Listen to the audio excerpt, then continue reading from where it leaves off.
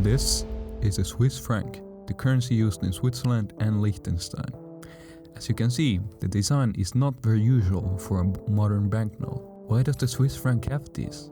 Why are the banknotes vertical? Since 1907, from the first series of banknotes by the Swiss National Bank, they have all featured some sort of person, sometimes national heroes, known people in general, or just an unknown person. These were issued for 8 series, but the current, the 9th series, was about to be different. The Swiss National Bank shocked everyone. And the strongest Swiss franc means usually less inflation. Meine Damen und Herren, voilà.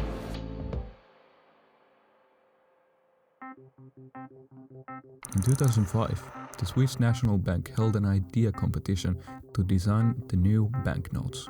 12 graphic designers were invited, whose designs should be around the theme of Switzerland open to the world. The reasoning for this was given by the vice chairman of the governing board of SNB in his speech in 2005. Quote, "Switzerland is to be represented as an entirety, as a country open to the rest of the world, and also as a meeting place for the world. The focus should not be on any individuals, inventions, or achievements." This wasn't something you would expect from Switzerland, since the country is known for being very slowly changing and conservative. Or the reason behind this change could be to show the world the well-known Swiss neutrality. The person who was commissioned to design the new banknotes was Manuela Pfrunda. After 11 years with multiple controversies, the first banknote, the 50 franc note, was released to the public. The following years, more and more replacements were published until the last one, the 100 francs design, was finally published. You could finally see the full collection of these notes. Each note featured some sort of theme. For example, the 10 franc note. The theme of the 10 franc note is time, and it features objects of organizational talent. There's pictures of clocks and machinery. Similar themes can be found on the others till the 1000 franc notes, which feature themes around language. There's a globe with different letters. There's a whole variety of different themes and topics that don't tie the money to known people, but different values and morals that Switzerland has got. One feature that makes the Swiss banknotes truly unique are the hand poses.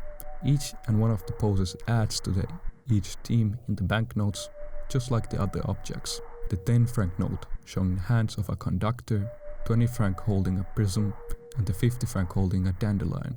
My personal favorite is the 200 franc note doing the right hand rule, known from physics.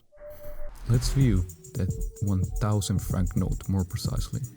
At first, it might look like that this is just an ordinary banknote without that huge of a worth, like the Japanese yen or Swedish crown. But when converted to, for example, the euro or US dollar, you can see that one note holds a huge amount of value. In fact, it's ranked the world's 3rd most valuable banknote, after the Singaporean and Brunei dollar. Why does Switzerland need this when, for example, the European Central Bank stopped issuing the 500 euro note due to suspicions about the legal activities surrounding the note? One reason could be the higher prices in general.